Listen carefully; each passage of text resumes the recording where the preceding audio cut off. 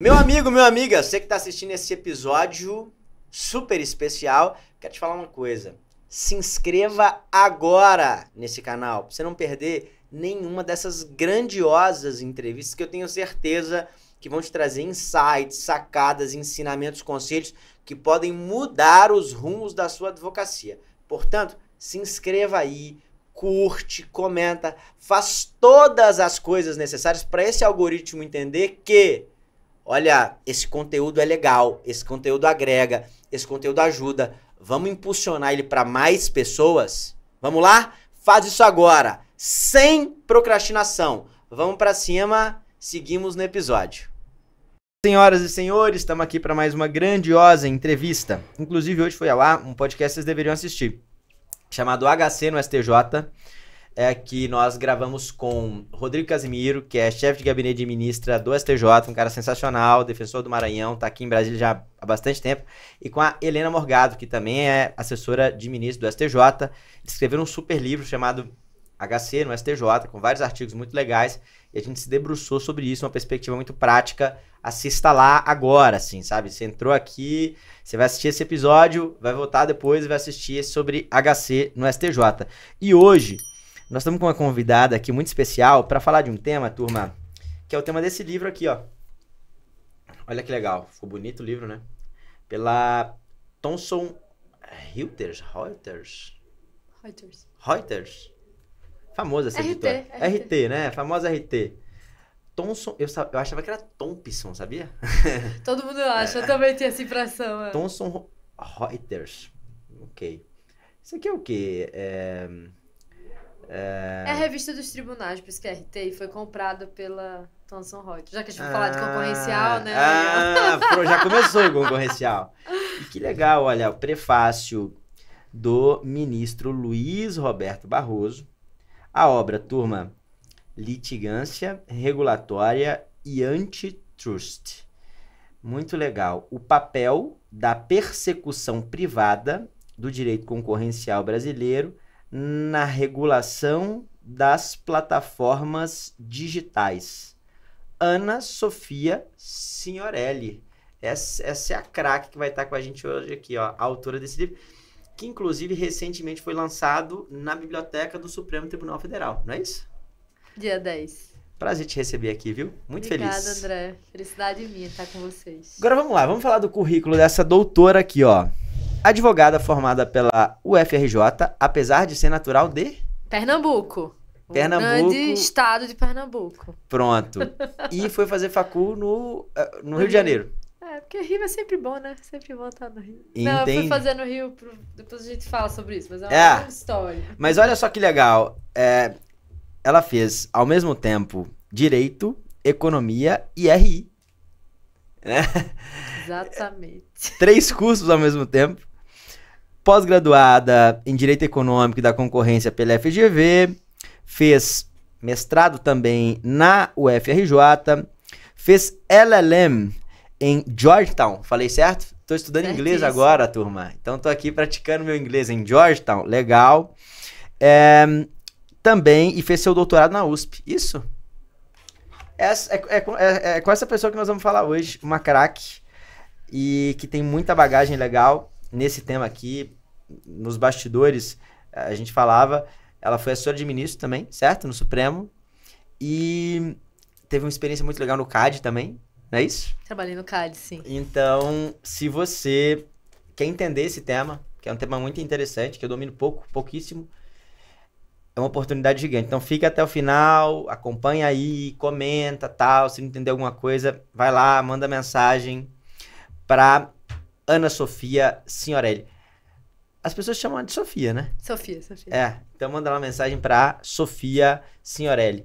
E veja, no meu celular tá salvo o seu contato, Sofia Monteiro.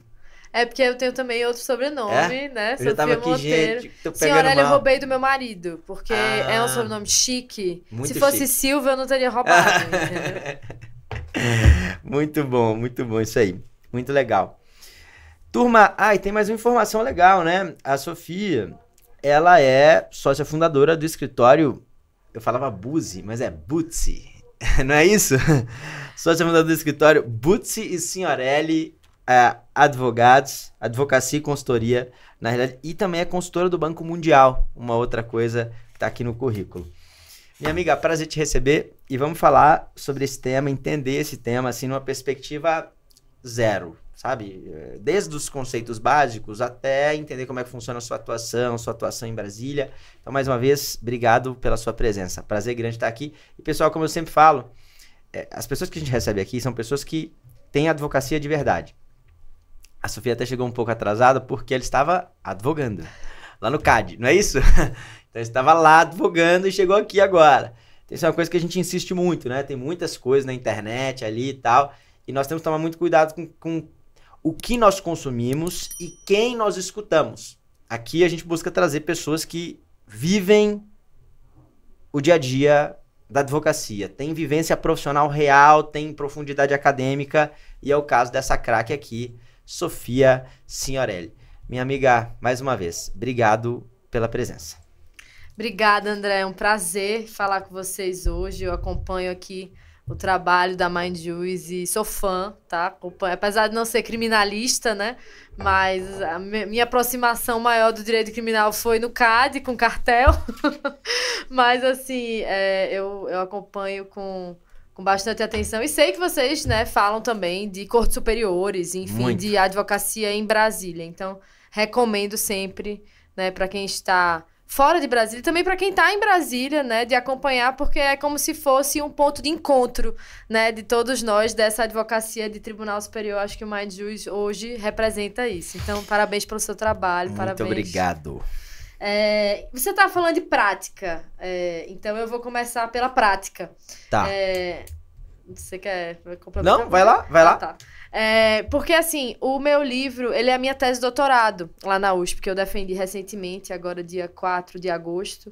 Tive o prazer de contar com a presença ilustre do ministro Fux na banca e também do ministro Cueva, do STJ, né? Além de 3 outros professores que eu sou fã e acho o trabalho incrível, que é o Caio Mário Pereira Neto, ninguém menos do que o neto do próprio. A Amanda Flávia, aqui da UNB, que também é outra craque, que é minha amiga pessoal. Mas conseguiu separar bem as coisas, inclusive, né, fez ali ponderações bem difíceis na hora da banca, e também o professor Vicente Bagnoli, lá da Faculdade Mackenzie, né? Mas eu falava de prática porque, André, assim, o meu livro, ele espelha muito isso. Eu, quando comecei o meu doutorado, eu queria tratar sobre o setor financeiro, né? Eu fiz o meu mestrado em finanças, tenho essa tripla formação, mas eu nunca falo 3, porque o pessoal assusta, né? Eu geralmente falo, não, eu sou advogada e economista, porque aí ninguém acha que eu sou doida.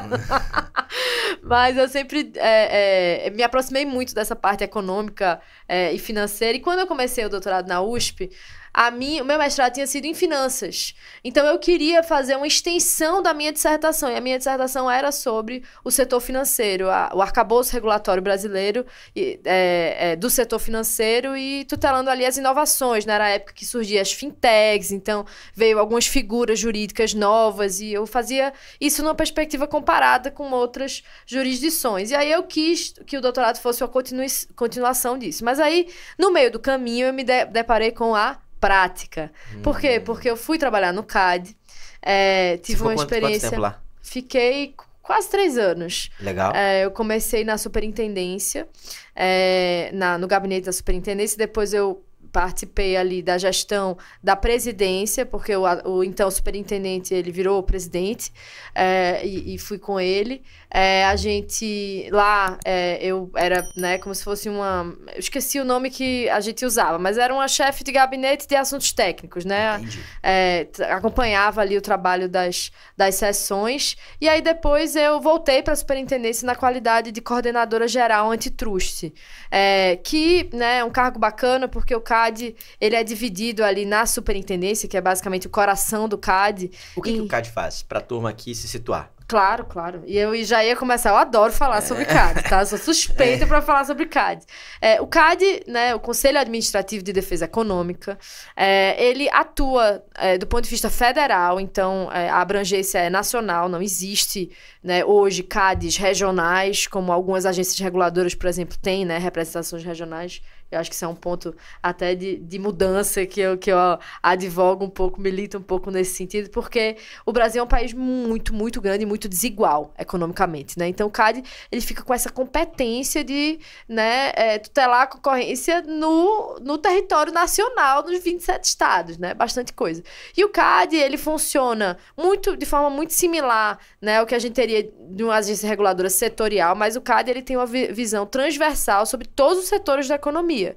Então, ele vai resguardar a concorrência. E como que ele faz isso? Né? A gente divide a atuação do CAD em duas. O CAD, ele atua do ponto de vista da sanção, então ele sanciona comportamentos anticoncorrenciais, e aí o que a gente vai ter como comportamentos anticoncorrenciais, nessa definição de ilícitos concorrenciais, ela está na Lei 12.529.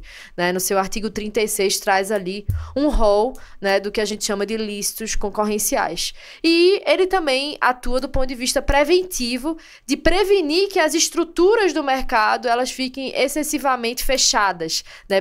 Proibindo, por exemplo, coibindo a entrada, né, de novos entrantes que, do ponto de vista do consumidor, melhorariam os preços, melhorariam a qualidade dos produtos. Então, a gente tem essa atuação, né, do ponto de vista sancionador, de evitar que, obviamente, evita para frente, né, que essas sanções voltem a acontecer, porque você aplica sanções de ordem pecuniária e não pecuniária, depois a gente pode até falar sobre isso. Essa atuação preventiva porque antes que uma fusão, uma aquisição, ela seja aprovada, ela precisa necessariamente passar pelo CAD, né? O que a gente chama de atos de concentração econômica. Obviamente que nem todas as operações passam pelo CAD, existe um patamar hoje que ele é bastante baixo em comparação com o resto do mundo, então muitas operações hoje passam pelo CAD. Qual é o patamar? Isso é público? É público. Tá lá na portaria, né, que regula isso e modifica a 12.529. São 750 milhões de faturamento de uma empresa e 75 milhões de faturamento bruto anual da outra empresa. Não necessariamente a adquirente e a adquirida, tá? Mas as duas empresas envolvidas na operação, que a gente chama de requerente, porque elas vão requerer a aprovação do CAD, elas precisam estar faturando nesse patamar para que a operação seja de notificação obrigatória. As duas empresas juntas ou individualmente? Individualmente. Então, uma empresa que fatura mais de 750 milhões por ano, vai fazer uma fusão, uma aquisição, M&A, tem que... essa operação ela vai passar pelo CAD. Ela vai passar pelo CAD se a outra empresa, né, com quem ela está fazendo essa operação, seja ela uma fusão, uma aquisição, né, uma associação diferenciada, que a gente vai ter lá os critérios, né, no artigo 88 e 89 da Lei 12.500, nos artigos 88 e 89 da Lei 12.529, aí ela sim passa por uma notificação obrigatória. Tá? A gente pensa que é muito, mas não é tanto assim não, tá? Inclusive, esses patamares foram fixados em 2013 e desde então continuam, né, os mesmos, ou seja, eles não estão atualizados pela inflação, né? Na verdade, você já tem um movimento hoje de atualizar isso para que o CAD não fique, né, enxurrado de operações como está hoje, mas isso ainda não aconteceu. Só para a turma ter uma noção disso aí, eu tenho uma pequena experiência com um posto de gasolina. Um postinho de gasolina pequeno, assim, ó. Pequenininho. Pequenininho, com... coloca aí... 8 bicos funcionando. Roda 15 milhões por ano. Então, postinho pequenininho. Normalmente os donos de posto têm 50, 60 postos. Você faz a conta, 15 milhões. Que tá, inclusive, na mira do CAD, né? Essa concentração aí. E é assim, né? Você coloca aí 60 postos vezes 15 milhões, dá quanto por ano? O grupo econômico, né? Sim. Então, e esses caras têm transportadora, conveniência, não sei o quê. Parece muito, tô falando de um postinho pequenininho. Parece muito, mas de fato não é um valor tão substancial. Legal. Então, explicamos o que é o CAD, qual que é essa dinâmica e o que você fazia lá. E aí, o meu último cargo lá, como eu falei... voltar um pouquinho. Então, eu falei da função sancionadora, da função preventiva, e tem uma terceira função, que é a função de educar, né, o país em relação à defesa da concorrência, que é o que a gente está fazendo aqui agora, né? Explicando essa atuação do CAD, porque a população, ela não tem tanto contato assim com a defesa da concorrência, né? Não entende muito, não é igual, por exemplo, o Código de Defesa do Consumidor, né? Que a população, né? O brasileiro médio vai conhecer. Então, uma das funções do CAD é isso, é o que a gente chama de advocacy concorrencial, que é informar a população, né? A respeito não só das operações, né? Que o CAD participa, tanto do ponto de vista sancionador quanto do ponto de vista preventivo, mas também do que é a defesa da concorrência em si, que a gente também chama de antitrust. Por isso que o nome do livro é Litigância Regulatória e Antitrust. E aí, você perguntava o que eu fazia lá, né? O meu último cargo lá era como coordenadora geral antitrust, e o CAD, ele tem uma estrutura institucional um pouco sui generis. Long story short, a gente vai ter a figura de uma superintendência, que é o coração do CAD, eu diria que é onde está 80% da autarquia. E a gente vai ter, né, a figura de um conselho administrativo. Esse conselho é composto por 6 conselheiros e um presidente. Ou seja, quando, por exemplo, a gente vai submeter um ato de concentração para aprovação do CAD, esse ato ele entra pela superintendência. E aí a superintendência é dividida em 10 coordenações. Hoje, 11. Essas 11 coordenações, elas estão divididas por eixos temáticos. Então, tem coordenação que é especializada em serviço, tem coordenação que é especializada em fármacos, em plataformas, né? Então, essas especialidades temáticas é exatamente porque você tem que atender toda a economia. Então, você precisa se especializar de alguma forma, né? Então, esses coordenadores, eles ficam nesses nichos temáticos, digamos assim, também são divididas de acordo com o tipo de operação. Porque eu falava para você que existe o controle preventivo e que existe aquele controle sancionador. O controle preventivo, ele tem a ver com essa aprovação ou não de atos de concentração, e o controle sancionador tem a ver com os nossos conhecidos cartéis, né? Que aí o CAD vai atuar muito semelhantemente, né, a uma agência reguladora do ponto de vista do processo administrativo sancionador. Lembrando que o cartel, além de ser um ilícito concorrencial, ou seja, punível administrativamente, passível de multas administrativas que o CAD vai aplicar, ele também é um crime, né, que pode implicar em até 2 anos de prisão. Então, por exemplo, o Ministério Público pode iniciar uma investigação e remeter, né, essa investigação ao CAD para que o CAD apure do ponto de vista administrativo. Então, Entendi. como coordenadora geral antitrust, à época eu ficava responsável pela CGA 2, que era a coordenação que tratava dos setores de serviços. Então, eu pegava saúde, educação, varejo e sistema financeiro. Era bem, bem animado. Agora uma curiosidade. Como advogada, como é que é a sua atuação... Depois a gente pode falar do escritório, que eu sei que você tem uma atuação em cortes superiores também. Mas como advogada, como é que é a sua atuação hoje? Que tipo de cliente que te procura, por exemplo? Pô, André, normalmente me procuram, sei lá, donos de postos, redes de postos, advogo para, enfim, rede tal e rede tal. Quem te procura? Como é que funciona isso? Me dá um panorama Você da quer atuação entender do quem advogado. precisa do serviço concorrencial, Exatamente. né? E como é que é o trabalho do advogado nesse sentido? É um trabalho que só acontece no CAD, que desborda do CAD para o judiciário? Como é que funciona a atuação do advogado e quem precisa desse tipo de advogado? Perfeito. Bom, geralmente quem procura a gente é quem está em estado crítico. Entendi.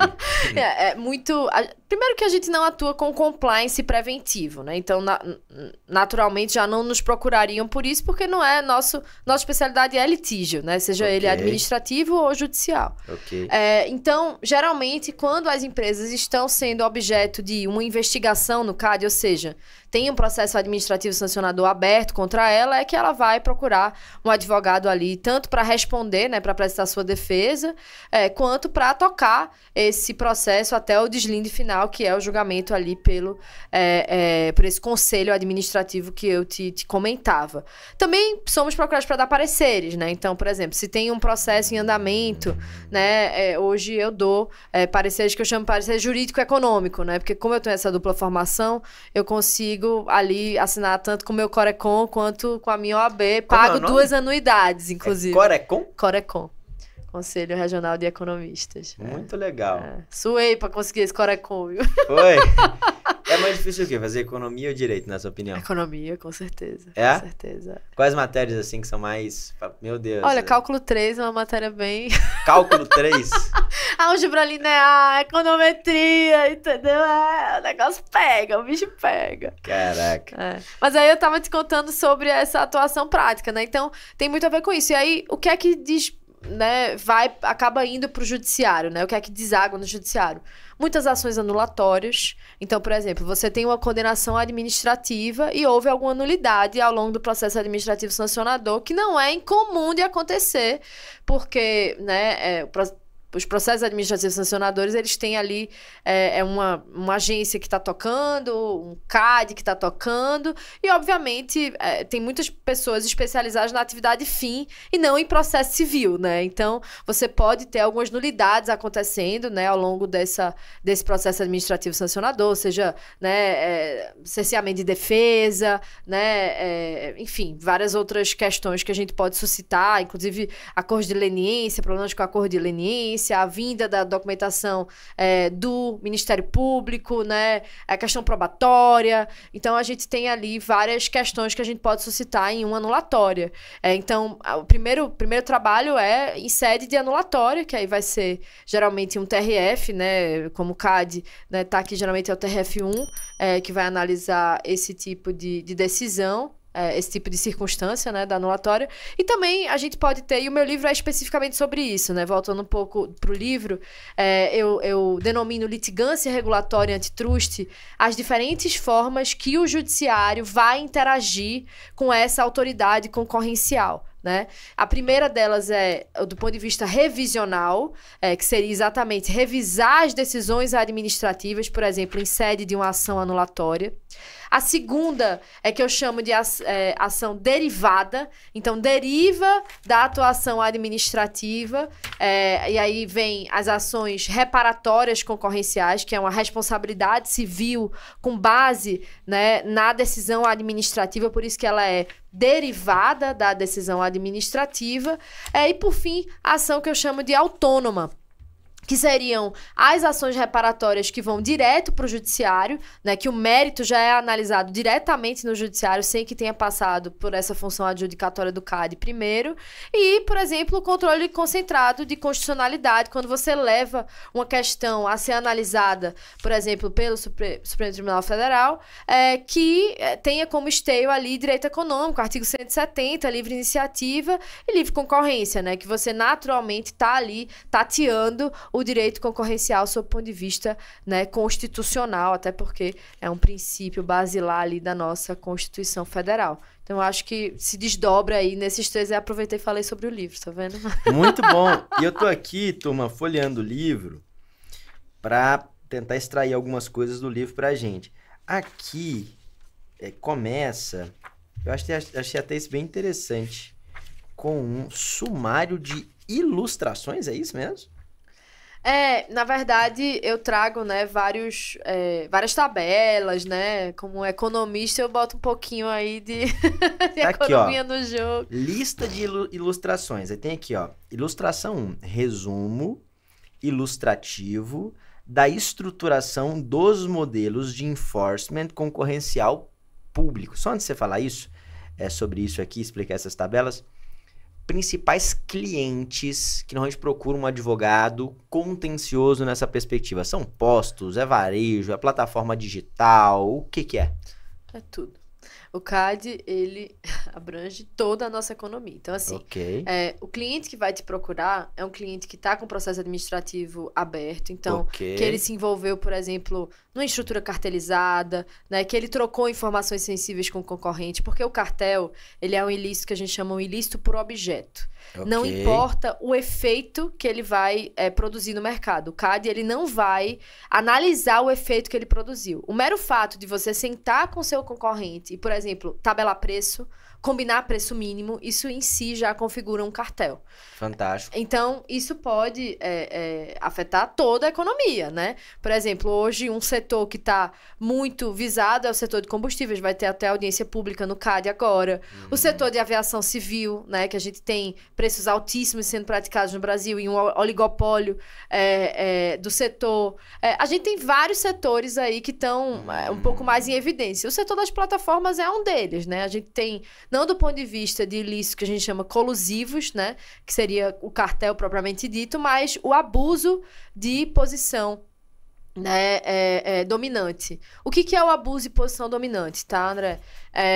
Quando você tem mais de 20% de participação de mercado, né? O que é a participação de mercado? É o market share, nada menos do que isso. Então, por exemplo, a Mindjus provavelmente é um player que tem uma participação de mercado muito relevante. Se você bate o patamar de 20%, você já pode estar cometendo um ilícito antitruste. Estou dizendo que é o seu caso, não, tá?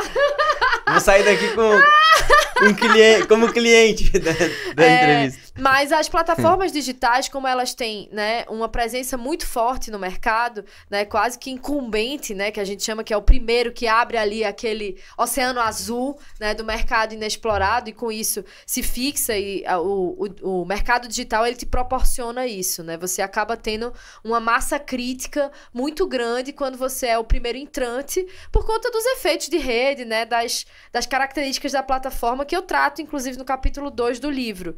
Então, eu explico para o leitor por que a concorrência no mercado digital, ela é diferente. Ela é uma concorrência com características que a gente não vai encontrar, por exemplo, no mercado tradicional, tá? Então, essa questão das plataformas digitais, ela tem essas peculiaridades, né, que vão afetar a análise antitruste nesse mercado, tá? Então, você perguntou, quais são os setores da economia mais afetados? Pode ser qualquer setor, desde que esteja, né, envolvido em algum tipo de operação, tanto, né, de pactuação de preço, de deliberar junto com o concorrente sobre preço ou sobre outros aspectos que afetem o preço até indiretamente, quanto quando ele, como player de posição dominante, esteja fazendo alguma coisa para fechar o mercado, né, para outros players, novos entrantes. Uma pergunta, pode parecer até ignorante, mas isso não seria punir a habilidade empreendedora de alguns? Zero ignorante. É uma pergunta, inclusive, muito inteligente. Vamos lá. A nossa lei, ela traz, na verdade, uma exceção para aquele empreendedor que cresce organicamente, tá? O artigo 36, parágrafo 1º da Lei 12.529, ela traz essa exceção. Ela diz... será abuso de posição dominante, exceto quando esse crescimento ele for um crescimento orgânico, né, que não ferir ali, não trouxer nenhum tipo de prática como essa. E que práticas são essas, né?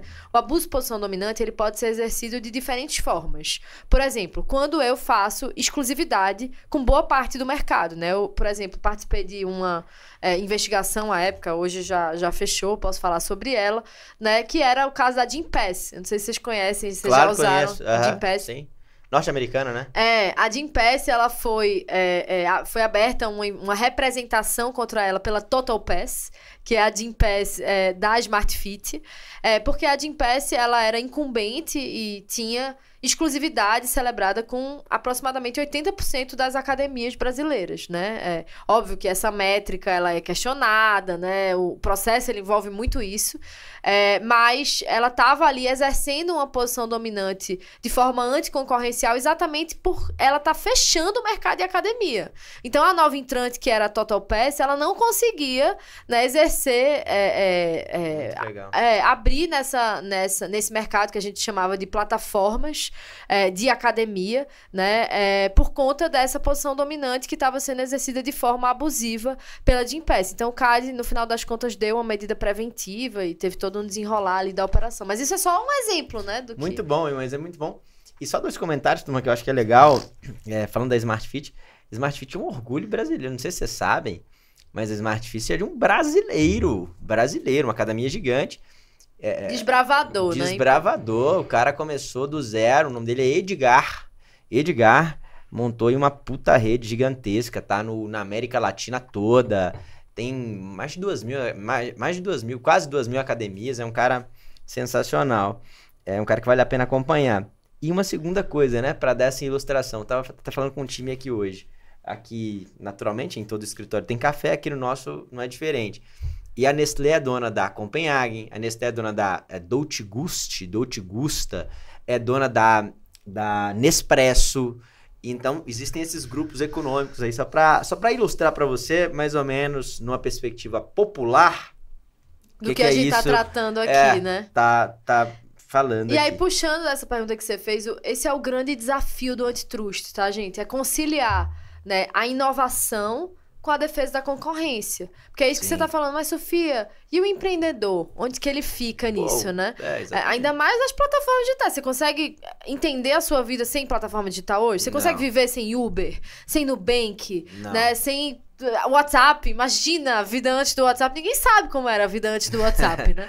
Então, o grande desafio é a gente chegar nesse ponto ótimo para a sociedade brasileira. Cada país ele vai ter o seu ponto ótimo. Muito bom. É defender do ponto de vista de o consumidor poder ter o produto na melhor qualidade, no melhor preço, e ao mesmo tempo não coibir inovação, né? Não fazer com que o empreendedor ele fique com medo, né, de inovar e de crescer no mercado. Esse é o grande desafio, é a grande bola de cristal, né, de onde está esse equilíbrio ótimo, digamos assim. Muito legal, muito legal.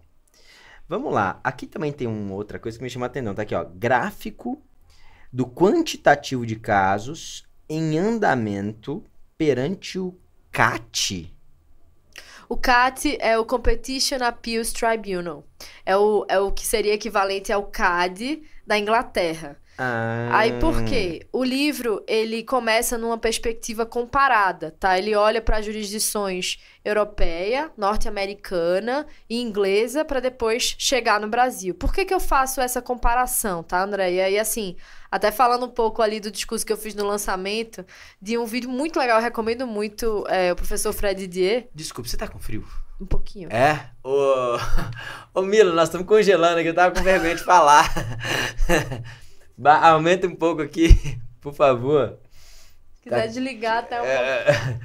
Coloca aí uns 25, Mila. Aí. Tá bom, 25. Pronto. F4, acho que você turbinou. Boa. 24, acho que 24 vai bem. 24 vai bem. Vou sair gripado aqui. Aumenta mais um, Mila, vai. 25 aí. Valeu, se ficar frio, se ficar quente, eu falo, tá. E aí, corta essa parte? Sei lá. Não, corta não. É ao vivo mesmo. Ao vivo, deixa embora.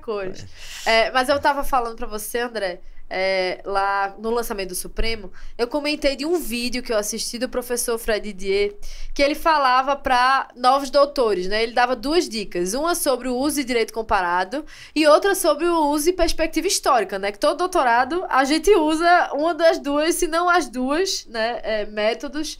Metodologia, a gente usa, né, um desses dois instrumentos. E ele falava com relação à perspectiva comparada que antes da gente ser reconvexo, a gente tem que ser recôncavo. Isso é uma frase de Caetano Veloso, né, que ele usava lá na música. E ele queria dizer, você não pode querer falar do estrangeiro sem conhecer a sua jurisdição. Concordo. Então, assim, a ideia, né, de trazer outras jurisdições do ponto de vista comparado veio de... Eu já conhecia, né, o nosso sistema, já tinha apropriação prática e teórica sobre o nosso sistema e fui passar esse período nos Estados Unidos, né, como bolsista lá da Fulbright, para conhecer o sistema americano, que é o berço do antitrust. Inclusive, a palavra antitrust, ela vem da literatura norte-americana, que eram os trusts nos Estados Unidos, que se juntavam ali na época da Standard Oil, né, no final ali do século XIX, para fazer grandes oligopólios. E aí, antitrust é você combater esses grandes trusts, digamos assim. Muito legal. Então, essa perspectiva comparada, ela vem disso, da necessidade da gente beber, né, de outras jurisdições, e o CAT é um exemplo de sucesso que eu falo, que o tribunal, né, inglês, que julga esse tipo de caso, né, principalmente as ações reparatórias, ele é muito sujeito generis, é um tribunal que ele é composto tanto por magistrados quanto por o que seria equivalente a um conselheiro do CAD aqui, que é sabatinado no Senado, né? Então ele tem essa composição sui generis e ele é muito, muito eficiente. Agora, claro, você não pode querer comparar a Inglaterra do ponto de vista territorial com o Brasil, né? A gente não pode transplantar, né, uma jabuticaba de fora para a nossa jurisdição. Então, essa perspectiva comparada, ela é muito importante, mas ela tem que ser usada com o devido equilíbrio, porque não dá para ser recôncavo sem ser reconvexo. Muito bom. Muito bom. Quer dizer, o contrário, né? Não dá para ser reconvexo sem ser recôncavo. E aqui, quando você fala de OCDE, é a mesma ideia do CAT ou não? Não. OCDE, né, é uma organização, em português é Organização para Desenvolvimento, eu não sei muito bem a sigla em português, mas assim... Em inglês. Então, chama... né, Agora me deu um branco. Mas é uma organização internacional, tá? De boas práticas internacionais. Então, assim, a OCDE, ela principalmente se espelha nos países ali do G20, do G7, né? Em boas práticas desses países. O Brasil, ele tem uma vaga no comitê de concorrência da OCDE. O Brasil, ele quer entrar há muito tempo na OCDE, tá? Mas até hoje ele não é membro da OCDE. Mas a gente tem vaga no comitê de concorrência da OCDE por conta do brilhantismo do CAD, né? Do histórico de excelência, né, que o CAD tem internacionalmente, inclusive, reconhecido no ranking das agências de defesa da concorrência do mundo, entre as melhores agências do mundo. Então, quando eu trago aí informações, né, sobre a OCDE, na verdade, é até um relatório que a OCDE faz, comparando os sistemas, né, do ponto de vista adjudicatório e sancionatório, eu estou trazendo ali melhores práticas internacionais, informando o leitor sobre melhores práticas para essas agências de defesa da concorrência. Muito legal. E aqui a última ilustração, você fala sobre um negócio que eu acho que é legal. Ilustração apresentada pelo relatório do Ministério da Fazenda que retrata a interconectividade entre os 20 principais serviços digitais oferecidos no Brasil. E quando você vai falar de quadros ali, você faz uma diferenciação entre plataformas transacionais e não transacionais. Mistura essas duas coisas aqui, explica pra gente esse contexto. Eu adorei, porque eu tive que escrever mesmo, né? Porque as perguntas de André estão indo assim... Ainda bem que fui eu que escrevi o livro. Em época de ágil tem que fazer essa colocação, né? Porque esse livro foi escrito sem inteligência artificial, viu? Foi na unha mesmo. Na unha, sei cada nota de rodapé. Bom, pra falar sobre isso, eu tenho que, né, dar um passinho atrás para falar de um estudo incrível que foi feito pelo Ministério da Fazenda sobre o mercado de plataformas digitais no Brasil do ponto de vista concorrencial. Por quê? Hoje, o Brasil se depara com uma escolha institucional. Se a gente vai montar uma agência só para tratar, né, das plataformas digitais, ou se a gente vai colocar no colo da Anatel ou do CAD nessa responsabilidade. Porque o mercado de plataformas, ele cresceu muito. A gente viu, por exemplo, o julgamento da inconstitucionalidade do Marco Civil da internet, né? Todas as consequências derivadas daquele julgamento. E aquele julgamento, ele tem muito a ver, né, com o ponto de vista da concorrência das plataformas também, né? Porque quando a gente fala de regulação das plataformas, a gente também está falando de regular determinados comportamentos que podem ser, né, vistos ou qualificados como ilícitos concorrenciais do ponto de vista do abuso da posição dominante, como a gente falava aqui. Então, o Ministério da Fazenda, ele fez um estudo super bacana, mostrando, primeiro, indo para o modelo de negócio das plataformas. Então, instruindo ali o leitor sobre, olha só, primeiro, vamos dar um passo atrás. Let's learn to walk before we run, né? Vamos aprender a andar antes de correr. Aula de inglês aí. Você sabe que eu tô estudando inglês, né, turma? De inglês. Vamos aprender a andar antes de correr, que é até uma frase que o Frederic Cheny, que é da OCDE, assim, o cara que escreve muito no concorrencial, fala quando ele vai tratar de plataformas. Ele diz, antes da gente falar sobre o ponto de vista concorrencial desse mercado, eu preciso aprender o que é esse mercado. né? Como é que a gente vende o produto nesse mercado, né? Como é que a plataforma, qual é a dinâmica competitiva de uma plataforma digital? Então, quando o Ministério da Fazenda faz esse relatório, esse estudo, divulga esse estudo e está falando de plataformas transacionais e não transacionais, ele está estudando o mercado. Ele está te explicando qual é a diferença entre um Google e um Facebook. Qual é a diferença entre uma plataforma de buscador, que a gente chama, né, que o Google, na sua essência, é um buscador, com uma plataforma de relacionamento, que é o caso da Facebook. Como é a dinâmica de preço dessas duas plataformas, né? Como é que elas ganham dinheiro, que você já se perguntou, né? Você já deve ter ouvido muito a frase, se você não está pagando, os seus dados estão pagando por você, né? Claro. E isso é uma frase que a gente usa no concorrencial, porque, no fundo, para que eu possa fazer uma análise concorrencial, eu preciso saber como é que o preço daquele player de mercado é formado. Né? É muito interessante, é muito legal. Se eu for falar sobre isso, eu vou passar aqui o dia inteiro, viu? No mundo dos negócios, a turma fala assim sempre, né? Se você não tá pagando, você é o produto. Você é o produto, exatamente. Então, o Ministério da Fazenda Publica é um estudo muito bacana, tá? Até para quem não é, né, do antitrust, do concorrencial, eu indico, porque a gente, como consumidor, precisa se informar, né? Sobre o que é que a gente pode estar sofrendo aí com essas ilícitos anticoncorrenciais nesses mercados. Agora vamos lá, falando da sua advocacia propriamente dita. Então, você é sócio do escritório, eu sei que vocês atuam nas cortes superiores e tal. Isso. Como é que vocês linkaram esse negócio? Eu sei que sua sócia tem uma atuação bem voltada para as cortes superiores. Tem esse foco aí, inclusive tem atuação também no criminal e tal. E você, desse nicho aqui, mas também foi assessor de ministro no Supremo. Vamos falar um pouco do seu escritório para a gente entender essa dinâmica de atuação, quantos advogados tem, como é que vocês organizaram as coisas, como é que vocês organizam essas frentes ali, se tem muitos desdobramentos dessa matéria no STJ, no Supremo, quando te acionam nessas circunstâncias, para o pessoal entender esse nicho de advocacia como uma oportunidade. Até tem um grande amigo meu que é um advogado gigantesco e começou no criminal e a primeira área que ele abriu quando foi expandir foi concorrencial. Já sei até de quem você tá falando. É um cara também é um grande amigo.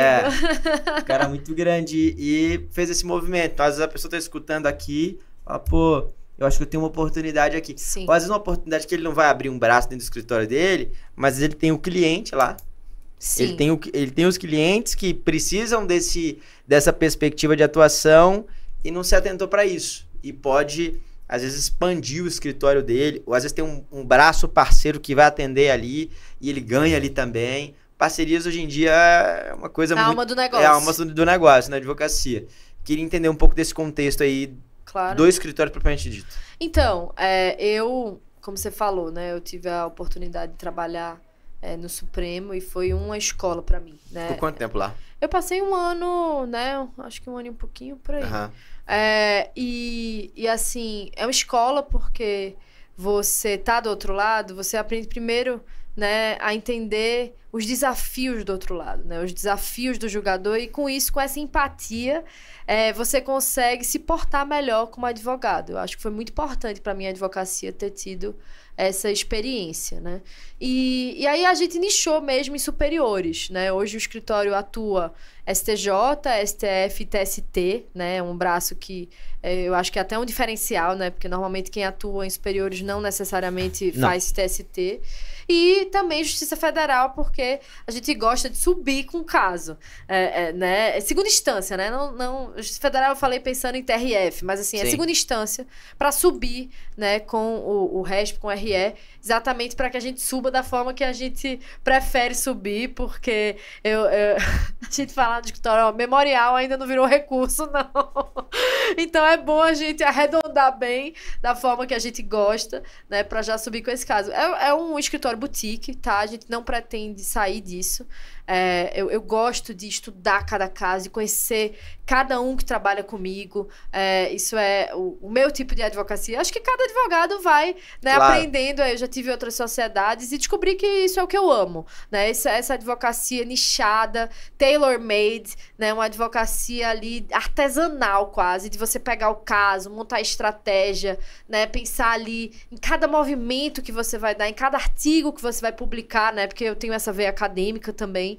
E a academia, ela comunica bastante, né? Na atuação de tribunais superiores, ela é muito importante, né? Por que Ela você é acha parte... que é importante? Porque eu acho que pode fazer parte da estratégia e pode ser uma estratégia muito bem sucedida. Então, por exemplo, a gente hoje atua muito em repetitivos, né? Ou na qualidade de amicus curiae, né?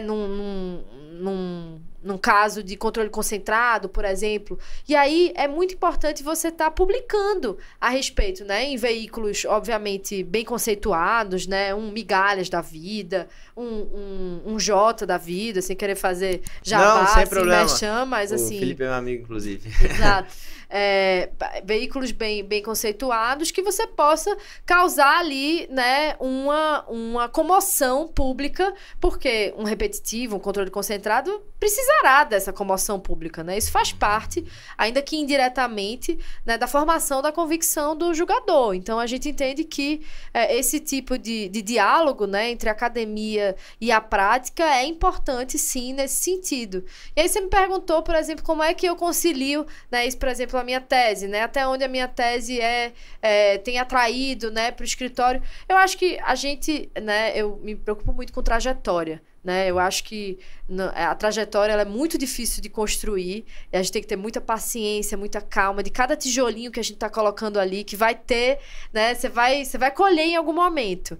E essa construção da trajetória vai ter repercussões, ainda que indiretas e em outro tempo vai ter, né? Então, a publicação ela não visou necessariamente isso, né? É um tema pelo qual eu me apaixonei. Eu acho que ele tem uma implicação prática muito importante, tá? Hoje, no escritório, a gente já atua, por exemplo, com ações reparatórias concorrenciais, que é uma ação de responsabilidade civil com base no ilícito antitruste administrativo. Então, o CAD foi lá, por exemplo, julgou o cartel, né, o cartel de OPME, que são instrumentos cardíacos, né? Teve um cartel grande, né, de venda de instrumentos, né, de OPME. Eu esqueci aqui a sigla, depois da gestação, meu filho, já era a minha memória.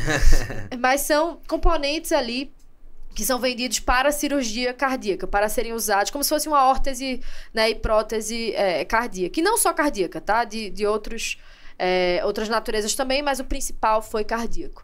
E aí, quando a gente entra com a ação de responsabilidade civil sobre esse ilícito concorrencial, a gente vai, isso é possível pela 12.529, artigo 46, e agora o artigo 46A, que foi recentemente modificado em 2023, a gente vai querer responsabilizar civilmente aquele player, né, aquele réu sancionador que foi sancionado pelo CAD. Ele pode ter contribuído com uma multa pecuniária, por exemplo, aplicado uma multa pecuniária administrativa que é altíssima, inclusive no CAD, 20% sobre o faturamento bruto, até 20%, né, do faturamento bruto do cliente no ano anterior à instauração do processo administrativo sancionador.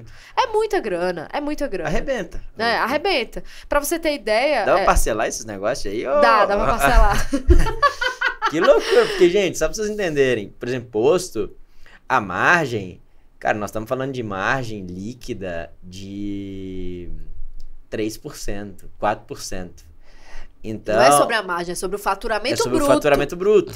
Então, às vezes um posto fatura 1 milhão, o cara tá fazendo ali 20 mil no mês. O cara que fatura 1 milhão no mês, ele tá lucrando 20 conto, tá lucrando 40 conto. Então, quando você coloca 20% em cima de 1 milhão... nós estamos falando de... Ele quebra. Ele lucrou 40 mil e teve que pagar, proporcionalmente ao mês, 200 mil. arrebenta. Mói mesmo, não tem o que fazer. Por isso que é tão importante, do ponto de vista preventivo, você ter um compliance concorrencial, né? Não se você é pequenininho e tal, mas se você já tá no middle market, eu recomendo bastante. Porque as pessoas não sabem o que configura cartel, né? Assim, nossa, cansei de educar cliente mesmo. Ah, mas eu não posso combinar preço com o meu concorrente. Não pode! Pelo amor de Deus! É desconhecimento mesmo da lei, né? Então é importante, né, o advogado atuar nesse sentido. Então, como eu falava para você, hoje a gente entra com ações reparatórias civis com base no ilícito administrativo. Então, se você é uma empresa, né, preocupando-se aí com o seu futuro, você tem que se preocupar do ponto de vista administrativo, que você pode tomar uma multa como essa que a gente estava falando.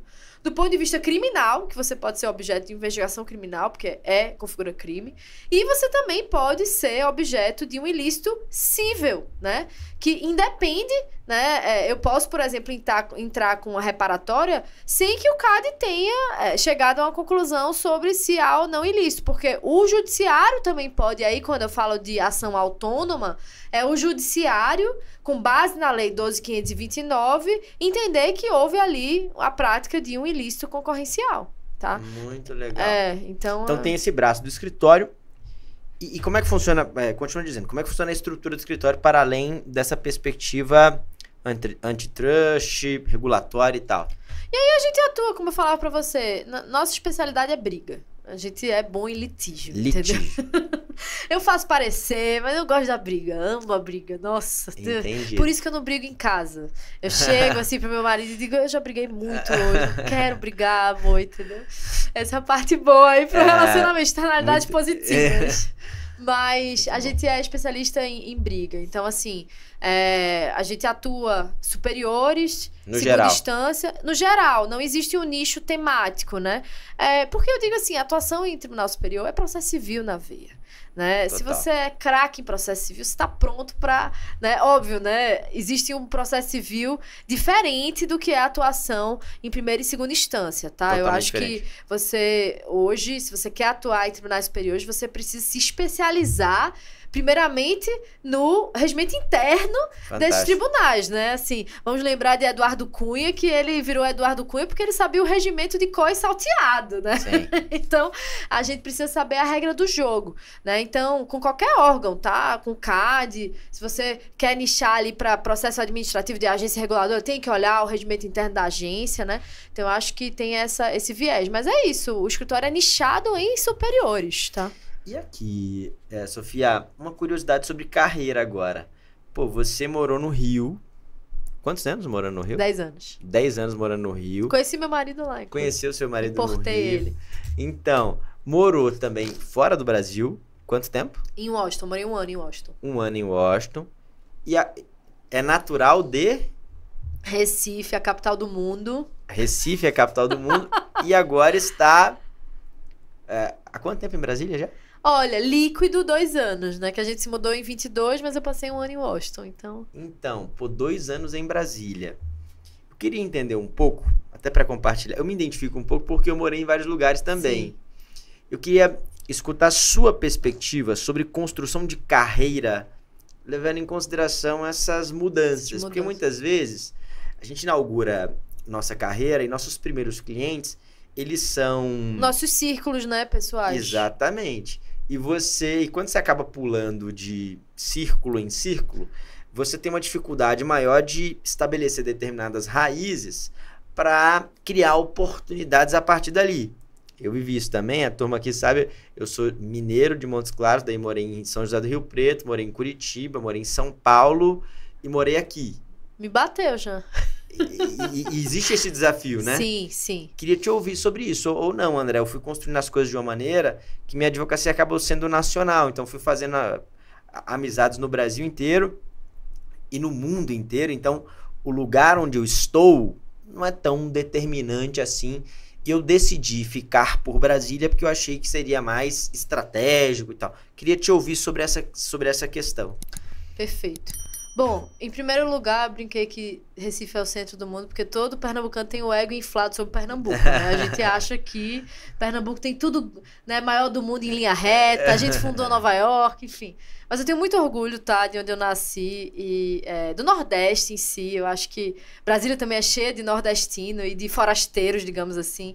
E foi uma terra que me acolheu muito. Eu fui estudar no Rio, né, e acabei fazendo meu mestrado no Rio, e passei esses 10 anos lá. E apesar de também ter me acolhido, não me acolheu da forma que Brasília me acolheu. Eu acho o Rio de Janeiro é mais fechado, assim, os círculos assim são mais fechados. Brasília tem esse componente que ela vai agregando, porque tem muita gente de fora também, né?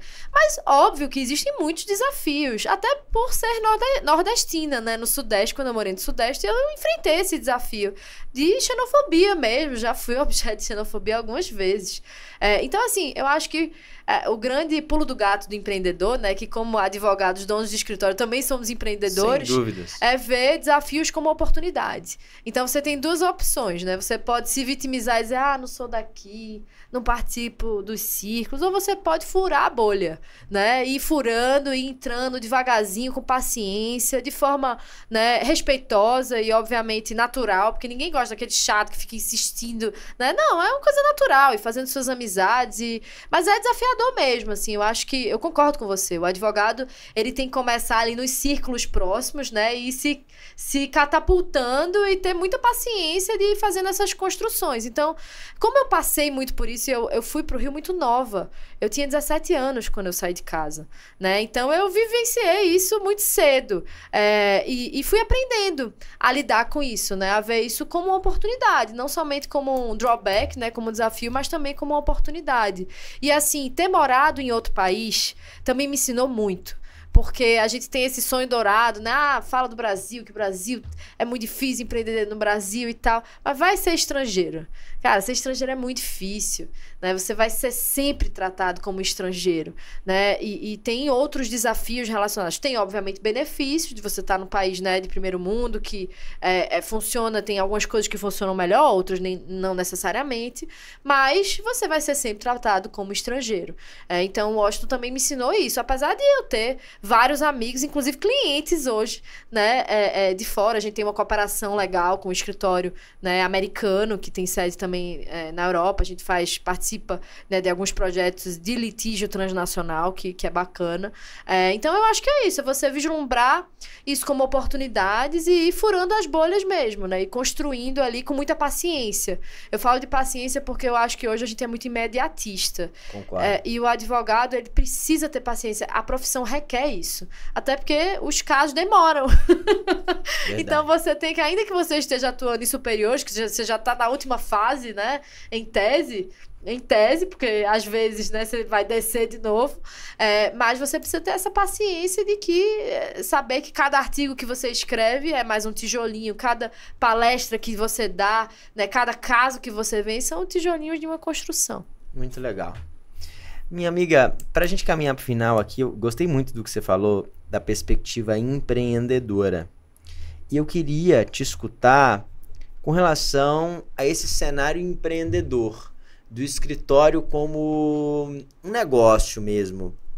Na perspectiva do escritório como negócio, quais habilidades, com a sua experiência vasta aí, montando seu escritório, vendo empresas, assim, vendo as empresas de fora, a partir da visão do CAD, a partir da visão de advogada, quais habilidades um advogado, uma advogada precisam desenvolver para ter sucesso empreendendo na advocacia?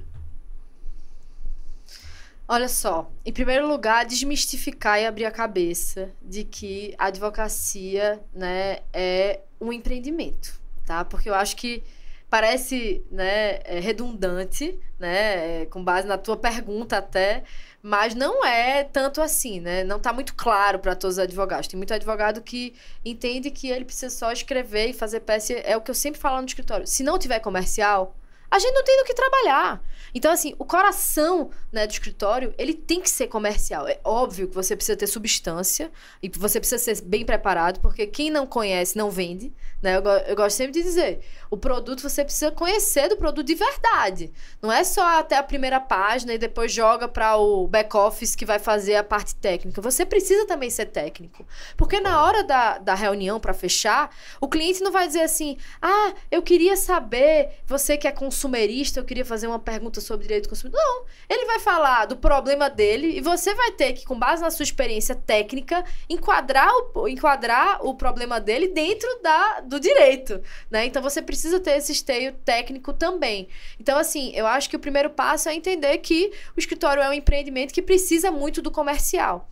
E esse comercial, infelizmente, no Brasil, ele ainda é muito estigmatizado, né? Por conta, né, de ser sociedade simples, de o Estatuto da OAB ter algumas... Hoje já modificou um pouco em relação a marketing, né? Tem alguns avanços, mas, por exemplo, nos Estados Unidos, os advogados se vendem, digamos assim, com outdoor no meio da rua, lá colocando o número dele, me liguem aqui, né? E o Brasil, ele traz essa carga, especialmente da União Europeia, de que a advocacia, ela tem um rito diferente, né? Ela tem ali uma liturgia que também é bom, não necessariamente é ruim, mas tem esse componente de crítica em relação à venda dos serviços advocatícios, que ela tem que ser transvestida, né? E por isso que hoje eu acho que a academia é um meio muito bacana, porque é uma forma de você vender sem vender, né? Quando você está escrevendo um artigo, quando você está palestrando, quando você está dando aula, você está expondo a sua qualidade técnica, né, para possíveis clientes. E ali não necessariamente você vai ter o produto da sua intervenção na hora, né, mas talvez daqui a um tempo, né, você seja procurado em razão daquilo que você falou, daquilo que você escreveu. Então é sempre estar se expondo, né, que é sair da zona de conforto, não tem jeito, né? Eu brinco que roupa que não tá na vitrine não vende não, viu? Então a gente tem que estar na rua, né? A gente tem que estar em evento, a gente tem que estar se conectando. Então eu acho que isso tem muito a ver com a alma do negócio. E como todo empreendimento, entender de subsistência, né? Controlar custo, mas saber que sem determinados investimentos você não vai para frente. Por exemplo, né, você me explicou sobre a plataforma de vocês aqui. Eu acho a plataforma de vocês extraordinária para quem está começando. Tanto para fazer contato, quanto para, né, melhorar a parte técnica, né, ter ali instrumentos que melhorem, que otimizem a parte técnica, quanto para, né, se atualizar, né, também sobre jurisprudência, que hoje é o grande desafio do advogado com a quantidade de informação que a gente tem hoje. Então, eu acho que entender o direito sob essa perspectiva, eu tive a sorte, né? Eu digo que o direito me escolheu, mas eu também escolhi o direito, porque eu tenho um pai advogado. E o meu pai, ele é muito empreendedor. E ele me colocava para vender tese tributária quando eu tinha 9 anos de idade. Eu ia bater porta em porta e falar, né, da tese. Na época era contra a Compesa, que era a companhia de distribuição de água de Pernambuco, enfim. Então, isso é um treino, né? Essa parte comercial, tem gente que diz, mas eu não nasci para isso, mas eu sempre falo assim, olha, gente, toda habilidade, ela é treinável. Você pode não ser o X da venda, né? Mas você vai adquirir alguma habilidade em venda. Assim como a pessoa que é mais comercial também precisa do esteio técnico, né? De estar se atualizando. Então, eu acho que tem isso. É treinar, é sair da zona de conforto, é estar sempre se desafiando, porque a advocacia não é uma profissão para covardes, né? É uma profissão muito desafiadora e exige que você seja muito resiliente. Você não pode esmorecer nas derrotas. E aí, por fim, eu acho que essa é a grande questão. O empreendedor, ele tem isso, né? Você vai ter... Tudo passa. Tanto o momento do sucesso quanto o momento da derrota. E você precisa ter muita resiliência para resistir e não desanimar. Então, eu acho que... Muito bom. Agora, uma curiosidade final, que eu acho que é legal para a turma aqui, colhendo da sua experiência. Suas melhores oportunidades de bons contratos, de bons clientes, vieram de onde? Você tem isso mapeado assim na cabeça? Tem uma noção disso? Ou, André, um tijolo após o outro, então não tem como saber de onde é que vem, não tem como mapear isso. Tem essa noção? Vieram do tempo. Do tempo, dos círculos, né? Em que a gente vai se inserindo. E do tempo, não tem jeito. você não vai começar fechando um contrato milionário. Assim, eu tive um contrato que eu assumi, uma arbitragem que eu assumi muito cedo. E a arbitragem é uma área que tem muita barreira à entrada, né? Até, por exemplo, eu virei árbitra recentemente, há um ano atrás. E eu tô militando nessa área da arbitragem há bastante tempo já. Mas eu assumi uma arbitragem muito grande, muito cedo. Com 23 anos, eu já estava nesse caso que foi, nossa, um caso super legal que eu reverti. Eu peguei, ele estava em sede em embargos declaratórios e a gente ganhou o caso. E foi muito importante para mim ter aquela vitória.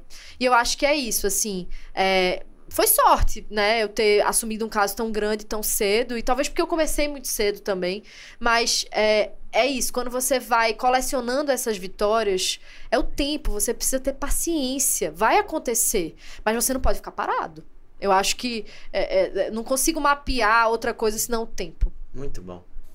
Senhoras e senhores, tá aí, ó, Sofia Signorelli, um grande papo, uma lição de vida, de advocacia, de construção empreendedora e também deste nicho para que você possa ampliar a visão. Isso é muito importante, turma. Uma característica de muitas pessoas bem-sucedidas é a curiosidade. Curiosidade e humildade para saber que você não sabe de tudo. Isso. E entrando em novas perspectivas, isso vai te permitindo ver adiante, ir além, ampliar horizontes. E nós estamos fazendo esse episódio aqui com esse objetivo. Talvez seja, Sofia, um dos primeiros episódios que nós trabalhamos um tema assim muito fora dos eixos tradicionais, sabe? Uhum. Já até falamos de CAD aqui em outra oportunidade, falando de acordos, especialmente sobre acordo de leniência. Quem foi que falou? Amanda? Não foi assim, o tema era acordos. Tá. E tem uma grande parceira nossa aqui de muitos anos, chamada Luísa Walter da Rosa, Perfeito. que escreve sobre acordos. Acordo de não persecução penal, acordo de colaboração premiada. Legal. E por curiosidade, ela veio fazer um tipo de estágio que o CAD faz. O PINCAD. Esse negócio aí mesmo. Que vem... É o programa de intercâmbio do CAD, que é muito legal, tá, gente? Eu super indico. Vem, acho que é uma pessoa representando cada região do Brasil, uma coisa assim, não é? É porque hoje tem uma proporcionalidade, né? O CAD tenta abrir portas para outras regiões também, mas é um programa muito bacana que quem tá na graduação e quem tá na pós-graduação ela tava no mestrado na época. E assim, te insere no mundo, né? Eu não fiz PINCAD, tá? Eu comecei como estagiária de pós-graduação quando eu tava no doutorado. Ah, que legal. Mas você precisa ter vivência prática nessa área, não tem jeito. Sabe o que aconteceu? E por que a gente falou do CAD? Ela contou da experiência dela aqui e ela falou, olha, André, o CAD dá um baile em acordos na advocacia. É assim, os caras estão... Não é 20, é tipo 100 anos na frente. É verdade. É uma coisa assim, absurda. E isso deu para ela uma bagagem muito grande para trazer para a advocacia criminal. Legal. Em relação à NPP, em relação a acordo de colaboração premiada. Muito legal. Então foi uma experiência bem legal e por isso a gente falou de CAD aqui em uma oportunidade. Foi bem legal. Então trazer isso aqui permite a todos que eles ampliem os horizontes, né? Ver além. Às vezes a pessoa tá vendo aqui, né? Pequenininho, aquele tapa-olho aqui, aquela coisa minúscula. Então a gente faz essa provocação sempre porque, Sofia, a gente tem aqui... complementa a atuação também, né, André? Totalmente. E a gente tem clientes aqui e pessoas que nos acompanham. Ó, nesse mês nós tivemos 22 milhões de acessos. Caramba, 22 milhões de acessos. A gente tem isso geral. Que nos acompanham, que são nossos clientes ativos no MindJuice, olha, na comunidade acho que uns 1.200 e que a gente recebe por ano aqui em Brasília uns 2.000 e que já passaram na nossa mão uns 6.000, 7.000 advogados. Transformador. 7.000 escritórios. É uma coisa... E a gente tem colegas que estão lá no Amapá e tem colegas que estão lá em Chuí. Essa grandeza, essa amplitude, essa abrangência, essa capilaridade nos permite ver as coisas de um jeito muito transversal. Tem uma visão macro, né? Uma visão macro. E isso aqui é mais uma forma de ampliar a perspectiva de quem tá vendo a gente. Porque às vezes, pô, o cara tá inserido num contexto de que ele conhece ali o pessoal que tem posto de gasolina. E ele vê que aqui tem uma demanda. Ele pode vender, às vezes, um programa de compliance. Para procurar alguém que entende de compliance para vender um programa de implementação de compliance. E tem um negócio que é legal, Sofia, que é o seguinte. Eu sempre falo com a turma aqui. Quando você vende alguma coisa para alguém, você não diz obrigado. Você diz parabéns. Porque a pessoa tá contratando... Adquiriu o seu serviço. Que é incrível. Que é incrível. Pô, eu estudei... Tá quantos anos você tá estudando esses negócios aqui? Né? Então, no mínimo 10 anos. No mínimo 10 anos. Ela vai lá, faz mestrado, faz doutorado, faz tudo. Aí o sujeito tá com um puta de um problema. Ele te procura. Ele vê em você a solução desse problema. E aí ele te contrata para resolver esse problema que tá atormentando a vida dele. O negócio dele, tudo pode dar ruim. Quando ele te contrata, ele vai lá e pagou 2, 3, 10 milhões de reais. Ok, pagou. Obrigado pela confiança. Não, senhor. Parabéns pela sua decisão, senhor. É igual você entra no Louis Vuitton, compra a bolsa. É isso. O que a vendedora fala é parabéns pela sua aquisição. Né? É isso exatamente mesmo. Isso, tá é isso mesmo. Então, isso é um negócio legal. Até casa com o que você falou do empreendedorismo. E isso aqui é uma oportunidade da gente ampliar horizontes. E até o último episódio que a gente gravou antes desse foi como implementar um programa de compliance efetivo. Que legal.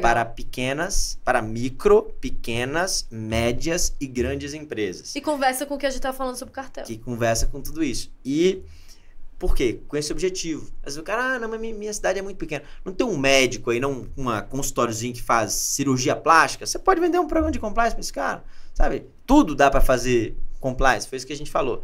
E às vezes é isso, tem um cara, por exemplo, na minha cidade, lá Natal, tinha um cara lá, dono de um posto, era Posto D'Angeles até, o nome. Ele era o maior vendedor de diesel do Brasil, Caramba. sabe? Recebia lá, me lembro que era fato de conversa, assim, de cidade pequena, né? Ele ganhava grandes carros da companhia que ele representava, acho que era ESSO, Ferrari, de prêmios, de venda de... Às vezes na sua cidade, que é do interior, você tem um maior vendedor de diesel, que tem uma frota de caminhões, que tem não sei quantos postos de gasolina na região, e você, na sua cidade, pode ter uma puta atuação no CAD, ou você tá na cidadezinha pequena e fala, cara, aquele posto lá do fulano que é meu compadre lá, pô, posso trocar uma ideia com ele, tá com um problema, eu vou falar com a Sofia lá, vou mandar uma mensagem pro André, pra ele me passar o contato da Sofia e vou falar com ela. E às vezes, pô, sua advocacia dá uma catapultada gigantesca, você tá num caso de envergadura nacional, perante um órgão em Brasília. Que acontece mesmo. Que acontece eu já mesmo. vi acontecer. E o cara, às vezes, ela é de Montes Claros. 480 mil habitantes, tá no interior. Isso, André, conversa, desculpa me estender, mas assim, uma vez o ministro Fux me falou uma coisa que eu nunca vou esquecer, que é, o maior limitador nosso é a nossa mente. E é verdade. Não existe nada, né? Quando você introniza essa mensagem de que não é onde você tá, não é quem você é, não é onde você... Não, é a sua cabeça. É você conseguir ali limpar a sua mente e não ver limites. Você só vê oportunidade. Você só enxerga oportunidade. Então, eu acho que isso conversa com o que você tá falando. Então, turma, é isso aqui, ó. E pra você, como eu sempre digo, né? O trabalho nosso é de ter toda essa estrutura, tal. Nós temos aqui quase 40 pessoas trabalhando para fazer isso aqui acontecer. O trabalho da Sofia foi estudar 10 anos, morar no Brasil, fora do Brasil, trabalhar no CAD, trabalhar no Supremo, fazer 3 faculdades ao mesmo tempo. O seu trabalho é só um, é escutar, botar em prática o que for cabível à sua realidade e mandar esse negócio para o máximo de pessoas possível. Quer dizer, o seu trabalho é o mais fácil. E comprar o livro. E comprar o livro. Como é que é a pronúncia adequada aqui da editora? RT, na RT. Thomson Reuters. Thomson Reuters. Falou bem. Pronto, Perfeito. Tá aí, ó. Thomson Reuters. Eu já li tanto livro da Thomson Reuters, então o pessoal vai, pô, André, você é analfabeto, né? Não sabe falar o nome da RT. Mas tá aqui, ó. Compra lá o livro. Uma puta recomendação pra você, ampliar horizontes. Vai lá, faz agora. Quanto custa Cara, livro no Brasil é muito barato, né? Vai pagar assim, pelo que ele te dá de retorno. Vai pros Estados Unidos pra tu ver livro jurídico. É absurdo. Muito caro. Muito. Muito, muito, muito. Agora, assim, livro de capa dura, né? Mas, cara, Muito caro. $300, $500. Meu Deus do céu. É pauleira. Quanto que tá esse livro, sabe dizer? Acho que tá 190. Aí, ó, 190 E tá conto. bonito, vai. Ó, tá lindo. A capa ficou bem legal, rosa com azul. Diferente, né? Ficou bem legal. Sofia, obrigado, viu? Foi muito Obrigada, agradável e foi um prazer muito grande. Tenho certeza que essa conversa aqui vai render muitos frutos para quem está nos ouvindo, para nós. Conversa muito produtiva. Mais uma vez, Prazer obrigado. pra mim. Prazer, gente. Estamos juntos. Tchau. Até a próxima, turma. Valeu.